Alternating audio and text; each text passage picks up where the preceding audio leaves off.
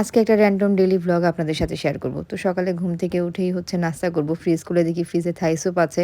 গতদিন রাতেই রেস্টুরেন্ট থেকে আনানো ছিল।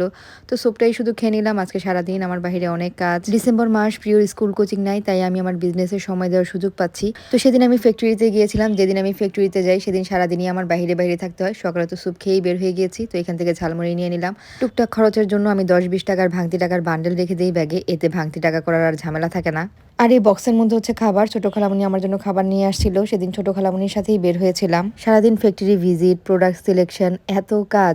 উত্তরা থেকে পুরান ঢাকা, নতুন ঢাকা, আবার উত্তরার পথে। টিএসসির কাছে আসতেই মনে হলো কিছু একটা খেয়ে নেই। সারাদিনে তেমন কিছু খাওয়া হয়নি। ছোট খালামণি আমার জন্য খাবার বক্সে করে নিয়ে এসেছিল, কিন্তু খাওয়ার সুযোগ পাইনি। তো এখান থেকে চিকেন প্যাটিস নিয়ে নিলাম, মোমো নিয়ে নিলাম, কোল্ড ড্রিঙ্কস নিয়ে নিলাম। কাজের এত ব্যস্ততা যে খাবার সামনে রেডি থাকলেও আমি যে খাবো এই সময়টা দিতে পারি না এখন। আমি টিএসসির পাশ দিয়ে গেলে এই স্টল থেকে কিছু না কিছু খাবই। এখানে আসলে আমার ইউনিভার্সিটি লাইফের কথা মনে পড়ে যায়। আমার ইউনিভার্সিটি ছিল বেলি রোডে। সেখান থেকে আমরা বন্ধুরা মিলে প্রায় সময় টিএসসিতে আড্ডা দিতাম আর এখানে বসে খাবার খেতাম। এই জন্য এই প্লেসটা আমার মোস্ট ফেভারিট একটা প্লেস। আর এই কোল্ড কফিটা একবার খেলে দ্বিতীয়বার আর খেতে ইচ্ছা করবে না। এখন তো বন্ধু বান্ধবের সাথে ওই অর্থে দেখা হয় না, কিন্তু এই প্লেসগুলোতে আসলে ওদের কথা মনে পড়ে। সেই সময়ের মধ্যে ফিরে যাই। লাস্ট কয়েকদিন এত রাত জাগা হচ্ছে, আমার চেহারা পুরা ফুলে আছে। কোন দিক দিয়ে যে সকাল হয়, কোন দিক দিয়ে যে রাত হয়, আমি টেরই পাচ্ছি না। তো বাসায় এসে ছোট খালার দেওয়া বক্সগুলা খুললাম। তো অন্যান্য খাবারের পাশাপাশি দেখলাম এখানে ছিটা পিঠাও ছিল।